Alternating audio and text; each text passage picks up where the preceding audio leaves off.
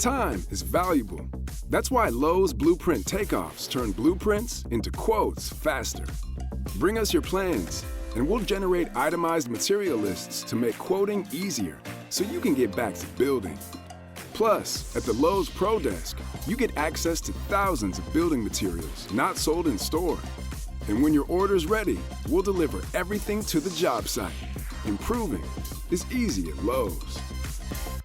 If you enjoy bizarre true stories, then the Useless Information Podcast is the podcast for you. For example, did you know that author Robert Louis Stevenson gave his birthday away? Or that there was a football team that played for 6 years before someone realized that the school never ever existed?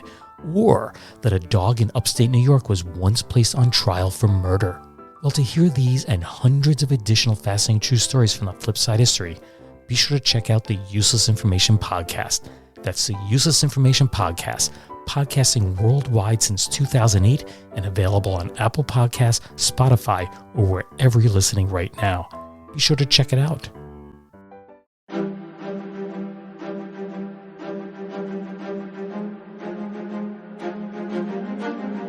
Hello, and thank you for listening to The History of World War II podcast, episode 605, interview with Bruce Henderson about his book, Midnight Flyboys, the American bomber crews and Allied secret agents who aided the French resistance in World War II. Mr. Henderson, thank you very much for being with us today. Good to be here, Ray.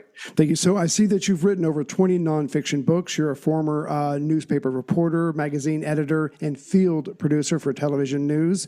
So I guess the going into writing books is probably just a natural transition from jobs like that.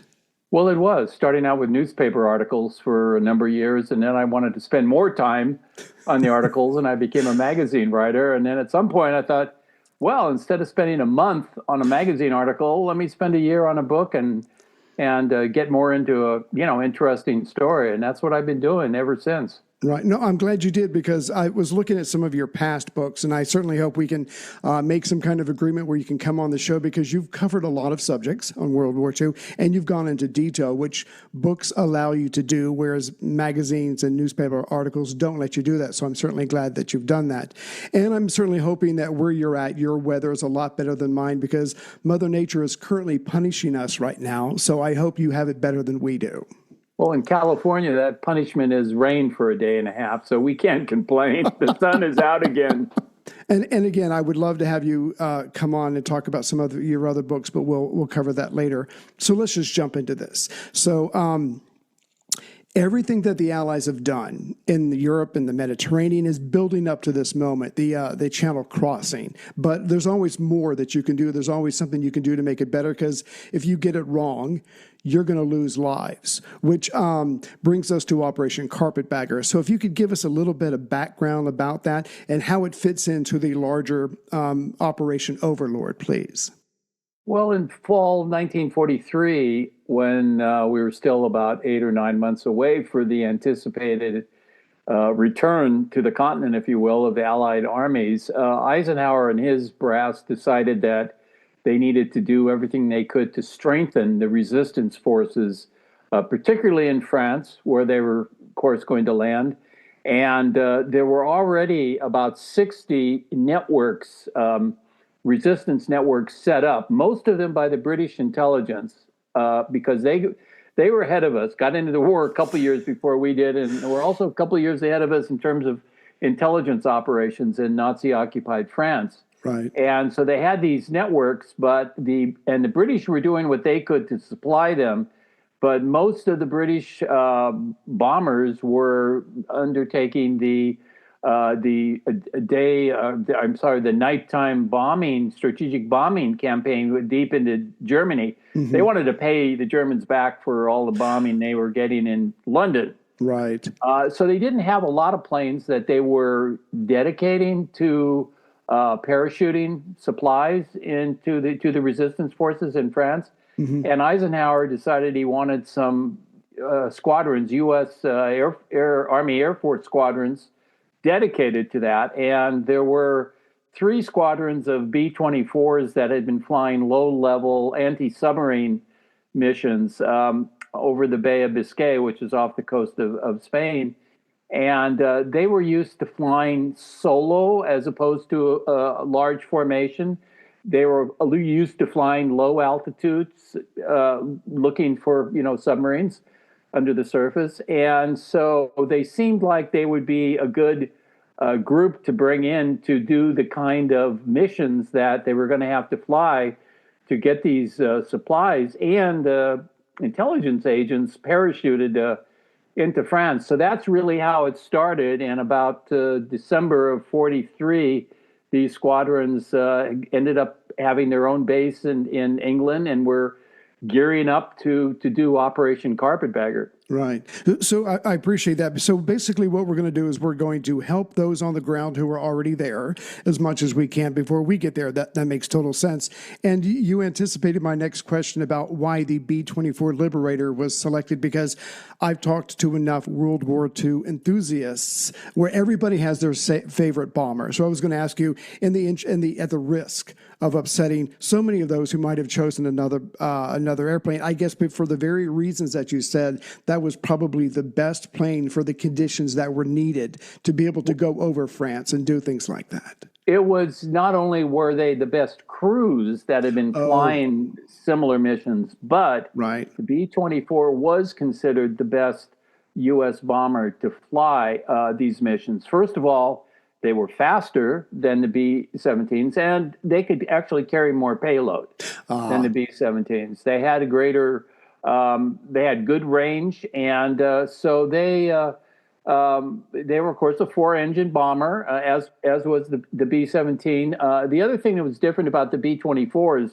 as opposed to the B-17s, is they had dual bomb bay, two doors that opened up and two separate bomb bays, whereas the B-17s had one. Well, for dropping parachutes, dropping these big steel containers right. that contained about, they could, each of them hold about 300 pounds of supplies, and they could load 6 in one side and 6 in the other, and all attached to parachutes, all of them, and then open up that twin bomb bay door and drop them all at once. Right. And that was considered also a plus to the B-24s. Right. And you make a good point. As opposed to having to retrain all these crews, these B-24 crews were already doing the very things that were going to be needed. It makes perfect sense. No one in the military likes to waste time or money, so they're already doing it. Let's do it over France. Well, if I could say one thing, they were used to some aspects of what they were going to have to do, right. But the fact that they were going to have to slow that big plane down to almost stalling speed, and anyone who knows how to fly, but I mean, even if you don't, when an aircraft stalls, it means it drops out of the air. Right. So if you go too slow, if there's not enough airflow over the wings of a plane, it goes down. You can recover if you have enough altitude. They're going to be flying in anywhere from 400 to 600 feet off the ground, not thousands of feet, but 400 to 600 That's feet amazing. off the ground. Yeah. To recover from a full stall, a B-24 needed about 2,000 feet of altitude. They could go up at 10,000 feet and stall that plane and practice pulling it out, and they did. Right. But if they stalled it at the level that they were going to be at to drop those, both the parachuted supplies as well as the agents that would be dropping out of the bombers, and we can get to that, but they were going to be very low, very slow, and it was going to be all nighttime. They were going to have to navigate, each individual plane was going to have to navigate to that dark field in the middle of France somewhere where there were 2 or 3 lights, flashlights, or maybe a campfire, or to signal that this is the field. And those big bombing formations that were, going deep into Germany, they were 100 or 200 planes at a time, and all they had to do was follow the leader. Right. So the carpetbaggers, each of those planes had to get there independently, and it would require really great navigational skills, right, on top of great piloting skills. Well, the one thing that I've learned over doing this podcast over the years is how highly educated these pilots have to be. It's nice to be brave and daring and learn how. Everybody wants to learn how to fly, but these were, they had skills, and they brought these skills to this particular mission.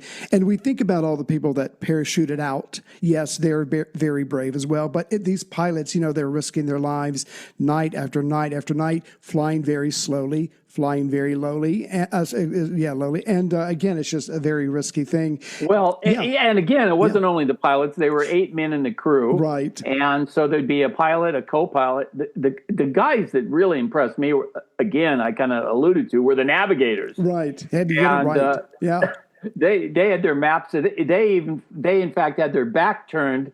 They were in the nose of the plane, which had a glass canopy, but they weren't looking out. They had their station. They had their back turned to looking out, and they had a little light, and they had a curtain behind them. Right. And they had to use their math, their slide rules, and then they had the bombardier, who was also in the nose of the plane. They weren't dropping bombs. Again, they were dropping supplies. Yeah. But it was up to the bombardier to look out and actually pick up points of interest that they thought they were going to have to, that they would have to pass to get to their target. So he was looking for the river. He was looking for a range of mountains. He was looking for a forest. And they started off doing it at on the moonlit nights. Mm-hmm. When they had some help from the light of the moon to see these fields. But after the first month or two, they realized what that meant was 10 of every 30 days had no moonlight. Oh. So they weren't flying. Right. And that was that they needed to get those planes up on those dark nights. So they started then flying on completely dark nights as well as moonlit nights, which made it even more difficult to find the fields. Yeah, no, that's why I majored in history, because I was trying to avoid as much math as possible. I respect the hell out of this. You and me both. No, I respect those guys. So I saw some of the pictures of the steel or the canisters that the supplies were being dropped out of. And I think you said something they could weigh they could hold like 300 pounds or whatever. So what exactly are the Allies sending the resistance to help with their various missions against the Nazis? Yeah, good question. And every network, if you will, every group of partisans, resistance fighters would communicate to London via their radio what they needed. They gave them a shopping list. We need ammunition for these guns. Right. We need a couple bicycle tires because our couriers who are going from village to village, and rubber wasn't being, made into bicycle tires then in the middle of the war.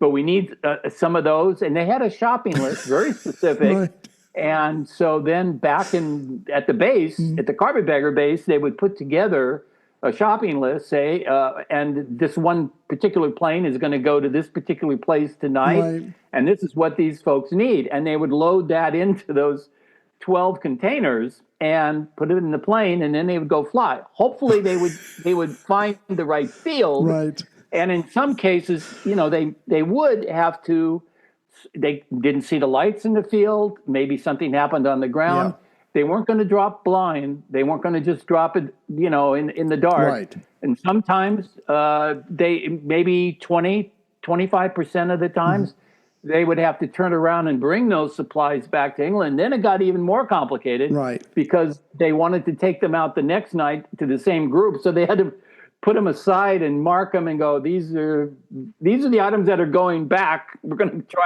again.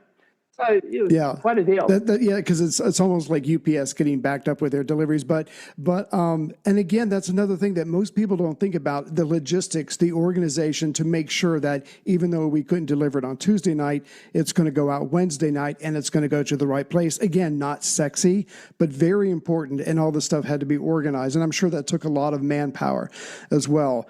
Speaking of the people that jumped out of the plane with the canisters, they had a certain name. And I couldn't help but think, as an Air Force brat, you get used to the military mentality where the military just calls a group of people by a name, a nickname, or whatever. So if you could introduce us to the Joes and the Josephines, and I wanted to ask, while you're telling us about them, was calling them Joes and Josephines, was that something that was predetermined, or did it just kind of evolve as the operations are going on? Well, it was that the crews of the plane that were dropping these agents never knew their real names for security reasons. Right. In the event that crew went down, they were interrogated. They honestly didn't know who they were dropping out of the plane. That makes sense. So the guys were Joes. Yeah.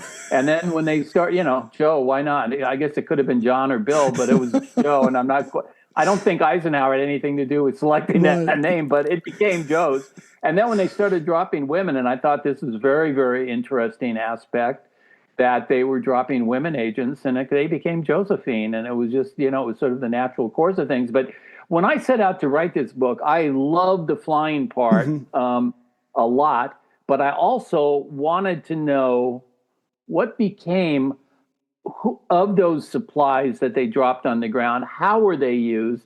What were those folks on the ground like? I mean, they were trying to liberate their country from the yoke of Nazi occupation and terrorism, and what were they going to do with these supplies, and how successful were they? And then I wanted to follow a few of the agents who landed, who were parachuted out of the plane, and who joined up with the resistance forces to do what? To help train them in how to use some of these various weapons they were getting. They in every team, and usually they were three person. I almost said three men, but they weren't always men. 3-person teams that were being dropped by the carpetbaggers, and they would make a pass first and drop the supplies out. And then the plane would circle around, and they would drop the supplies out at about 400 feet. And then they'd get up a little bit higher, about 600 feet, circle back, and then drop the agents out. What became of them? What were they doing? Well, they were going to help organize some of those partisans. They had all the heart and courage in the world, but they were going to bring in radios. They didn't, they needed to have communications with London. Yeah. Some of these agents were doing that. They were connecting, a particular partisan group in this village, making sure that they had what their assignments were going to be when the invasion happened. And that was the thing. They all had different assignments and targets. Right. They didn't do it immediately, but when it comes to the invasion, here's what you do on D-Day. You knock out these lines of communications, you blow up this railroad hub. And I really wanted to show that, and I really wanted to show that was the complete, I thought, story of the carpetbaggers, which is why in the subtitle I have the spies in it too. It wasn't just the aviators. Right. Because while you were talking just now, I was thinking, and there's thousands of books written about D-Day, but all the stuff that you're talking about now, I just imagine the sheer organization, the sheer tonnage of supplies, of material, all the stuff that has to happen before D-Day to be successful. Again, absolutely staggering. And it would take entire countries and entire governments to organize this kind of thing. And it was very dangerous kind of flying, like I said. There were crews that were shot down. Even though it was nighttime, the Germans had radar-controlled anti-aircraft units on the ground. Yeah. They had radar-equipped night fighters that were roaming the sky, and this single, groups, and the carpetbaggers would put in the air anywhere from 24 to 45 or 48 bombers a night, each going to a different location, or sometimes maybe 4 going to drop at the same location, but going in different routes. And we're going to drop first, you're going to drop second, and then we're going to get out of there. Right. They sometimes just crashed. Yeah. They hit a mountainside. They went too low. They had engine problems. And I also wanted to follow some of the crews that went down. And I did particularly follow a couple. and what became of them. And that's part of the story. Of course, some died, but also some escaped out through the escape routes, got out of France over the Pyrenees into Spain, got back to England. Pretty amazing journey. Yeah. Yeah. Well, when I was a very young boy and I started reading books about World War II, I realized very quickly, I am not brave. I am not courageous. These people did amazing things. They did it for a sense of duty to liberate Europe. And again, they were so self-giving. They should be admired. Speaking, go ahead. There's let me just say, I don't think any of these folks were setting out to, become war heroes. Absolutely. You're absolutely right there. They and really to a man and to a woman, they were saying it was really a matter of, we had a job to do, we wanted to do it, get it over with, and go back to home. Right. Go back to peace at home, our families and whatnot. Exactly. It was interesting, that first group of the that had been patrolling in the anti-submarine missions, and of course later, as the planes went down or as the crews reached their maximum of 30, they kept changing that, 30, 35 combat missions, they could then go rotate and go back to the United States. Replacements did come in, but the initial group of air crew were brought into a room as before they flew the first mission and were given a very, very short briefing, not really about what they were going to do, other than you're going to fly this plane like you've never flown it, slow, low, in the dark, navigating by yourself over enemy territory. If you don't want to do it, the major said, I'll give you 5 minutes. You can walk out of the room Right. and we'll reassign you somewhere else. So and speaking to seeing what the reaction was, and then he went and sat down and was watching his watch for 5 minutes. And the pilots and the air crew folks were looking at each other, and nobody got up and left. But, and then when he came back to the podium, he says, okay, so you're all in. Yeah. Now here's what you're doing. And he opened up a map and showed him the map of France and everything. But after that briefing, the aviators went out of the room, and one guy said he looked at another pilot and said, how come you didn't get up and leave? And the other guy said, well, how come you didn't? Well, I didn't want to be the first. I was waiting for you. And one of the, they all speculated that if one or more of them had gotten up, who knows, it might have started. Exactly. And if a pilot had gotten up, probably given the loyalty of the whole crew would have. Yeah. But they were all in it. Now we're in it, and we're going to get this job done. That's amazing. And I know you know this, but I've spoken directly and indirectly, and I've heard interviews, and the vast majority, like you were saying a second ago, the vast majority of these people were going, I'm not a hero. I'm not brave. There was a job to do. We wanted to hurry up and end the war and be honest, get back home to our families as fast. And so they were doing what needed to be done. No fuss, no muss. And again, that's just one more reason to admire that generation. Yeah. Absolutely. They answered the call. Exactly. They answered the call when darkness was descending on the world, and they were, they changed history. I mean, and I've always felt that, we shouldn't let their sacrifice be in vain. Exactly. Speaking of courage, not that I'm courageous, but I have 4 daughters, and as such, I like to emphasize women's roles, and as much as I can during the war.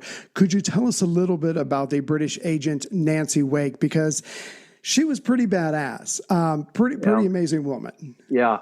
Well, first of all, having written a number of World War II books, it's not always easy getting women into World War II books because they weren't in the combatant role that they are today, at least in the U.S. military. Right. And when I found that, I knew I wanted to follow some of the agents who were dropped by the carpetbaggers. But when I found that they dropped about 500 agents total, and 50 of them were women, most of them British, but a few Americans. Right. Again, trained by either the OSS, which is the American Intelligence Service, or the British, their British counterparts, the SOE. Nancy Wake was one of the, her story just cried to be told. She was born in New Zealand, raised in Australia, and as a young woman, and this would be in the mid-30s, certainly before the war, ended up in London and became a correspondent for a wire service. and ended up in Paris and was there about 4 or 5 years before the Germans invaded in 1940. By then, she was very fluent in the language. She was also by then married to a Frenchman. Oh. And Right. an industrialist, and they were living in Marseille, the port in southern France. Well, almost immediately when the Germans came in and invaded France, Nancy and her husband, were among those who said, we're going to do whatever we can to resist. And she became a courier for passing messages back and forth, and very dangerous on trains. Absolutely. You were getting stopped for IDs. Questioned and all of that kind of stuff. Yeah. And she was so successful with that. Within about a year and a half, the Gestapo had a bounty on her head. They called her the White Mouse. They didn't know her name, Right. but she was kind of small, white woman. She could flip in and out, and they couldn't find her. And they were actually closing in on her, and she decided that it would be better for her to get out of the country, and her husband was going to follow her by 2 weeks. She left. She went over one of the escape routes over the Pyrenees. Wow. Into Spain. Ended up in London. Waited for her husband. He never joined her, and she obviously did not know what happened to him. Yeah. And she was recruited in London then to go back, to parachute back into France. She couldn't go to that area where there was already a bounty on. She'd have to operate somewhere else in France. Right. But she was fluent in the language, spoke it like a native, knew the geography. And so she volunteered to go back. And she went in with two male agents and joined up and ended up before D-Day. Nancy herself was leading a group of about 3,000 partisan fighters. And one of the French resistance leaders said that his remark was that she was the most feminine woman he had ever known, but when it came to fighting, she fought like 5 men. Wow. Feminine but fierce. Quite a story. Right. Yep. Yeah.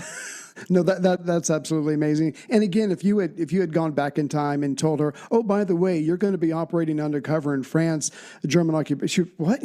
But people rise to the occasion. And again, her motivation was to get the Germans out of France, to get the war over with, and find her husband. Exactly.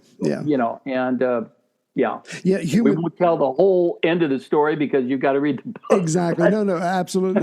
No, because when I'm reading it, I enjoy that, because as much as I've been reading about World War II, when I'm going through your book and I'm learning new things all the time, that's the pleasure of it. That's why you pick up the next book, because there's more that you can learn. So no, I agree with you. Let's save it for them. What I wanted to say, Ray, is that I write in this book is as well what we call narrative nonfiction, and what that is, it's approaching history, writing history that is more like a novel. Yes. Only it's all true. It is all true. The dialogue has got to come either from the participants, or their oral histories, somehow directly, and of course we source all of it at the back of the book, so you know where it comes from. Right. But when I was going to school, I was kind of turned off by history books because they were very encyclopedic, and there was a lot of dates, names, and I remember my first year of college, I had a history, and I wasn't majoring in history initially. I was going to do journalism and photography and stuff like that. And, but I had this history teacher who came in on his first day of class, and he said, it was European history, and I was like, what could be more boring, right? And he comes in and he says, well, we're going to learn about the people in history, and we're going to start with Catherine the Great's sex life. Well, this was an 8 a.m. class when half of us were asleep, and I got to say, he woke us up. That's better than coffee. Yeah. And that's the way, and that's, to me, that really is the most interesting part of history. It's the people in it and what they were thinking, feeling, their motivations, and all of that kind of interior. Well, that's what makes history, the decisions that people make day in and day out, the actions that they take or don't take. And what you were just describing, that type of writing, I just like to think of it as history well told. And there's absolutely nothing wrong with that. So, no. Yeah. And I think it was, I think David McCulloch has this great, in fact, I have it on my bulletin board here. I'll read it to you. He said, instead of trying to pretend it's mine, he said, "No harm's done to history by making it something someone would want to read." I love that. That's perfect. Yeah. That's the sense I got in your book. Again, it was a delight to learn new things in it, and it was well told. You touched on this a second ago, but when you have all these flights, by the time D-Day builds up, there's thousands of flights, hundreds of planes. The planes are going to be lost. I'm assuming that for some of the crews that were shot down or whatever, some of them got away, but I'm guessing that some of them didn't. Can you touch on any of that, please?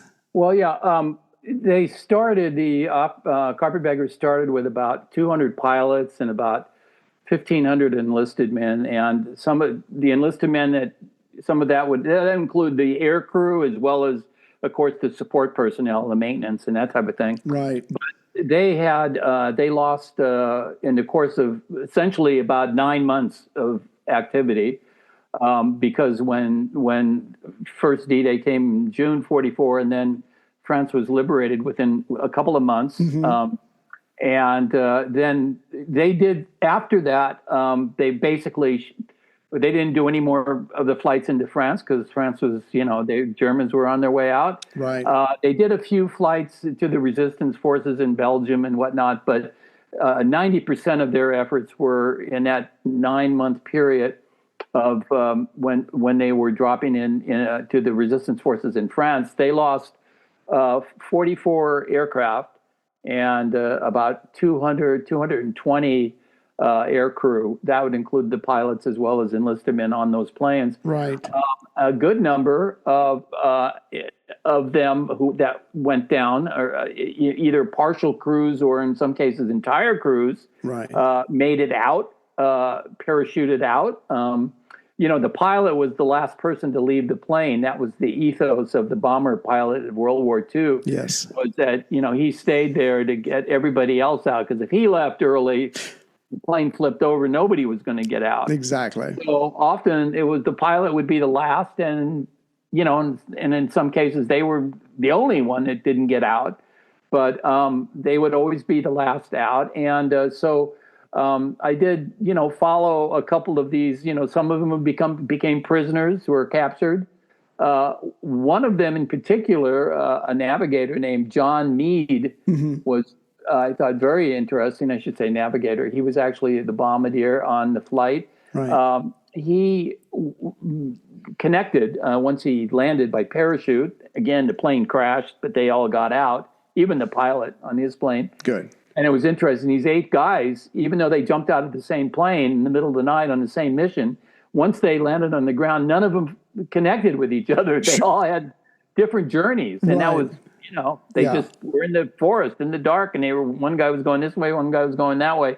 Well, Meade connected with a group of partisans, and they were arranging. They sent a signal to London or whatnot, and they were going to bring him out on one of those escape networks. But the local partisan leaders said, Lieutenant Meade, I'm a little short-handed, and it'd be great if you could stay and help us. You could help us arrange for some of these parachuted supplies that are coming in. Right. And Meade said, well, I'd be happy to do that, but I got to get permission from London. I don't want to be a deserter here. Right, exactly. So they said, and a week later, the message came back from London saying, you can keep him, and they had his service number. So Lieutenant Meade became the only member of the Carpetbaggers that was officially attached or detached, however you look at it, to the resistance forces in France, and he ended up earning not 1 but 2 silver stars. Wow. For his bravery and courage and the things that he did over the next few months. Right. Yeah. Whereas I would be like, no, I got to go. A very brave guy. Yeah. That's and I was going to ask you about him. So thank you for telling about him. I did want to ask, and I don't want to. because when it comes to war, sometimes it comes down to just sheer numbers, and I don't want to be too overt about this, but on a scale from 1 to 10, even though lives were lost, like how successful was this operation? Did it do what it needed to do? What the planners wanted it to do? Yeah, I wanted to look at that too. You have to ask that question. Was the sacrifice worth it? Obviously. Right. Over the course of that 9-month period, they dropped about 10 million pounds of war supplies and materials and ammunition. And again, I'd mentioned about 500 agents. Yeah. What Eisenhower himself said, it was that the French resistance, and there were all told, about 75,000 in the French resistance, were equal to an extra five infantry divisions. Wow. And also after the war, in his own memoirs, Eisenhower said that the resistance forces in France and the other Western countries of Europe and countries in Western Europe shortened the war by 6 months. Their efforts did. That's saying something, because how many lives get saved in 6 months? That's impressive. Yeah. So I'd say, they were very successful. Both the missions that were supporting them and supplying them, and what they were doing with them. It was on one afternoon, one of the French resistance leaders who had been operating in France, but then came to London and was actually a week later going to be parachuting back into France. Right. He came and spoke to the carpetbaggers at their air base. Oh, wow. And it was interesting for them to hear, from his perspective, and one of the airmen said, are you getting all our supplies? How are you, doing? And he said, well, I'll tell you, we're getting, he said, there's some that get, that we aren't able to get into because, the Germans find our field before we can empty all the containers. Right. In some cases, you guys maybe drop it in the other side of the hills where we're at. We can't. But he said, we get about 75%. And then he smiled and he said, and we put it to very good use. So, of course, that's what the guys wanted to hear, that they were getting some good out of this, right? Well, that's an impressive percentage, because if you would have said 50%, I still would have been impressed. So, again, the professionalism, the thoroughness that goes through. Speaking of the French, and you have to be careful with this, because throughout, some historians give the French a hard time for being taken out of the war early on, in 6 weeks, that kind of stuff. But overall, it sounds like, to me, from what you're saying, is that the French resistance was successful. It did a good job, especially with the build-up and then after, in regards to D-Day. Yes, very much so. I will say one thing, and there have been books written about the French resistance. They were a squabbling group. I mean, it was not one group. There were the pro-communist resistance forces, there were the anti-communist resistance forces, and there was a lot of, shall we say, jockeying and for position as to who would run France once the Germans leave. Oh, yes. And certainly there were the French who liked de Gaulle, and there were the French who didn't like de Gaulle. I stayed away from that. It didn't really have anything to do with the mission, because in spite of their political differences, they were pulling in the same direction at that time, and that was to get the hated Bosch occupiers out of their country. Exactly. So it could be theirs again, and they did that as a united people, I would say, and very brave. I mean, these farm families would risk the lives of their entire families taking one of these pilots in, one of these airmen who plane crashed, and he landed in their field and tried to get him on the road to getting out of the country and back to England. And they would have, if they'd been discovered, and some of them, of course, were. But that was very brave. Right. Absolutely, and because just the potential loss of helping these people. But again, it was for the bigger cause. And again, even the civilians should be celebrated. But when I was looking at your book, I was looking at the notes, I was looking at some of your resources. And the thing that came to me was, and you mentioned this earlier, because some of the training, the first of the training was being done by the SOE, and then the Americans come in with the OSS. I've got to think, and I don't know, but I've got to think that some of these records didn't come out immediately after the war. Agencies like this like to kind of hold on to this is how we did this in case they need to do it again. Absolutely. And because they were, the carpetbaggers were actually reporting directly to the OSS in London, they were considered a de facto arm of the OSS, the carpetbaggers were. Okay. And those airmen, before they went home, each and every one of them was told, you zip it, you don't talk about it. This is high security stuff. It never happened. And believe me, and then of course after the war, all of that the OSS disbanded, but quickly became the CIA, and all those records became CIA. And they weren't opening those up, even the wartime stuff, because there was stuff going on, about the French inner workings of and how we dealt with the threat. And there was already a Cold War coming up. Yes. And so these pilots and crew guys, I mean, a lot of them didn't even tell their families. That's amazing. What they had done in the war. They took that real seriously. Yeah.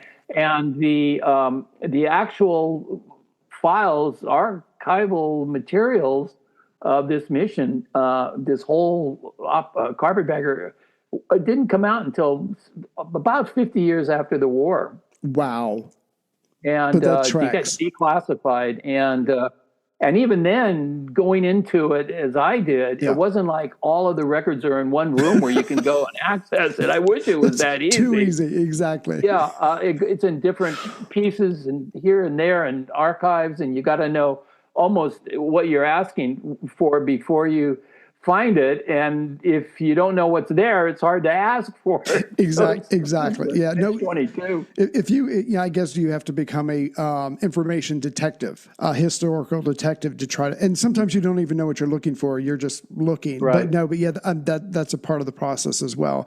I totally get that. I might add this too. It is getting, since this is my fifth World War II book in a row, and I've done a couple of books on the North Pole, discovery of the North Pole, and I did a collaboration with a Mercury 7 astronaut, Gordo Cooper. I did a true crime book that went #1 on the New York Times and was a 4-hour miniseries.